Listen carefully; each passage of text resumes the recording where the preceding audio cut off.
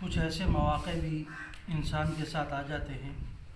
کہ جس میں شریعت خود کہتی ہے کہ آپ روزہ نہ رکھیں۔ ایک بیماری کی حالت میں روزہ رکھنے سے اگر نقصان ہوتا ہو،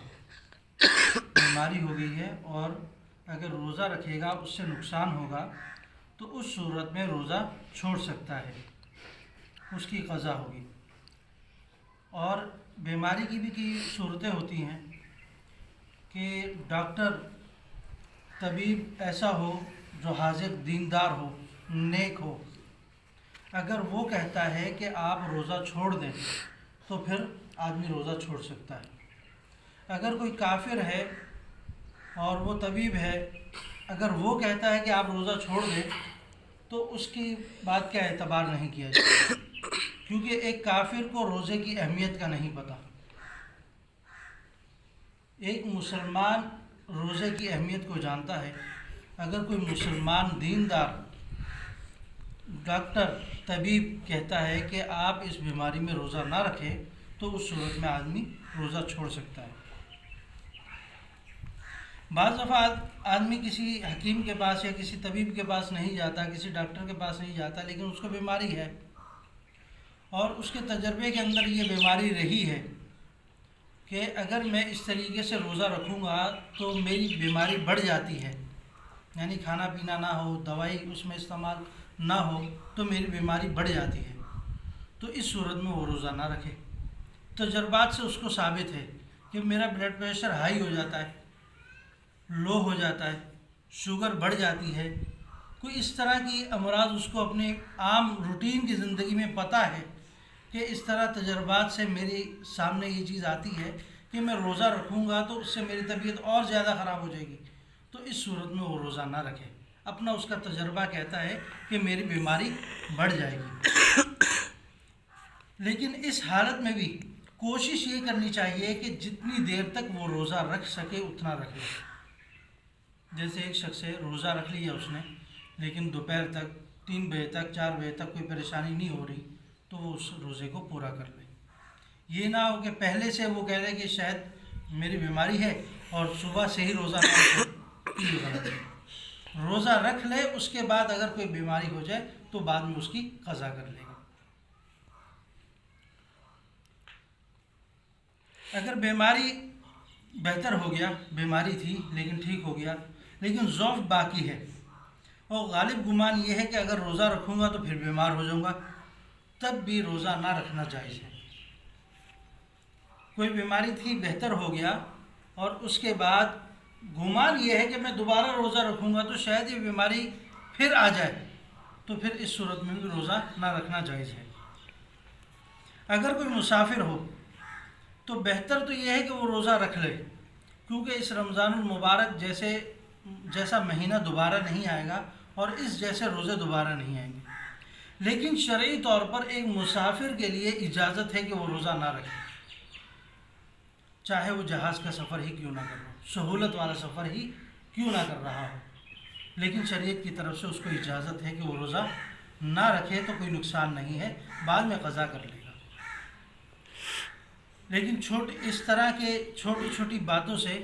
روزہ چھوڑنا جائز نہیں۔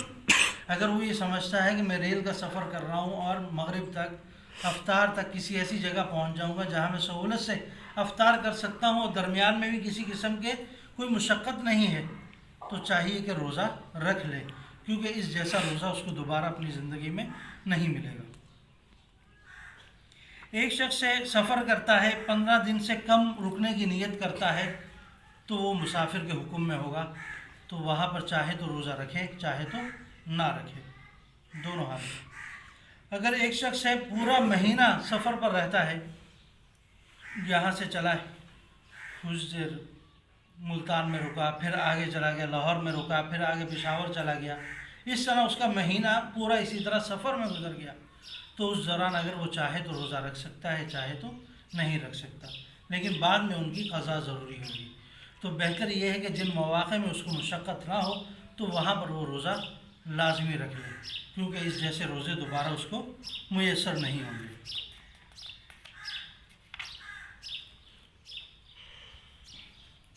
اگر کسی سفر وغیرہ میں تھا اور روزے نہیں رکھ سکا اور مسافر ہوتے ہوئے ہی مر گیا تو ان روزوں کا مواخذہ نہیں ہوگا، کیونکہ وہ روزے اس پر فرض نہیں ہوئے تھے مسافر ہونے کی حالت میں، بیماری کی حالت میں، تو ان کا فدیہ وغیرہ بھی نہیں بنتا۔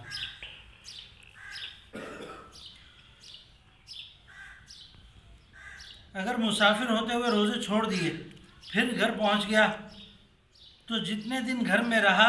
فقط اتنے دن کی پکڑ ہوگی۔ ایک شخص تھا، سفر کیا 15 دن اور 15 روزے چھوڑ دیے، پھر گھر پہنچ گیا۔ اب اگر 15 دن وہ گزر چکے ہیں، اس میں سے 5 روزے رکھ لیتا ہے تو وہ تو ادا ہو جائیں گے، اور بقیہ 10 کی پھر پکڑنی ہوگی، کیونکہ موقع ہی نہیں ملا اس کو رکھنے کا۔ اسی طرح اگر مسافر ہے روزے چھوڑ دیے اور فدیے کی وصیت کر جائے تو وہ فدیہ ادا کرنا ضروری ہوگا۔ اگر فدیے کی وصیت نہیں کرتا تو پھر وارثین جب تک راضی نہ ہو اس وقت تک اس کے طریقے میں سے نہیں کر سکتے۔ یہ فدیے کا مستقل آگے بیان آ رہا ہے، وہاں انشاءاللہ تفصیل سے بات۔ حاملہ عورت جو ہے دودھ پلانے والی، اگر اس کو یہ ڈر ہے کہ میں روزہ رکھوں گی تو میرا دودھ ختم ہو جائے گا تو اس صورت میں روزہ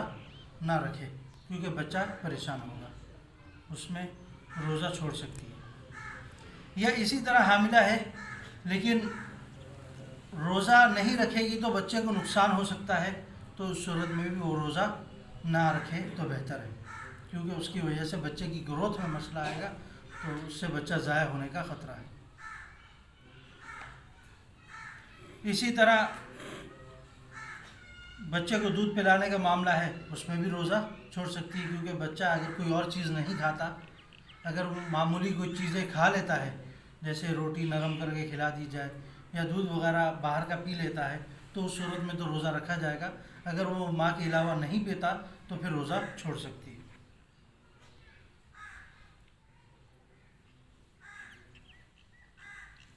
مسافر میں روزہ نہ رکھنے کا ارادہ تھا، مسافر تھا لیکن دوپہر سے 1 گھنٹہ پہلے ہی اپنے گھر پہنچ گیا۔ ارادہ تھا کہ مسافر ہوں، روزہ نہیں رکھتا، لیکن راستے میں کچھ کھایا پیا نہیں، 11 بجے تک گھر پہنچ گیا۔ اب کہتا ہے کہ میں ارادہ کر لیتا ہوں روزے کا، تو پھر روزہ ہو جائے گا اس کا، اگر وہ ارادہ کر لیتا ہے، اگر کچھ کھایا پیا نہ ہو۔ روزے کی نیت کر لے گا تو شام تک اس کا روزہ اس دن کا پورا ہو جائے گا، کیونکہ اقامت ہو گئی ہے تو اس روزے کی قضا تو ویسے ہی لازمی ہوگی، قضا تو ویسے بھی تھی لیکن اب یہ ہے کہ اس کا روزہ ہو جائے گا، دوبارہ پھر قضا کرنے کی ضرورت نہیں ہوگی۔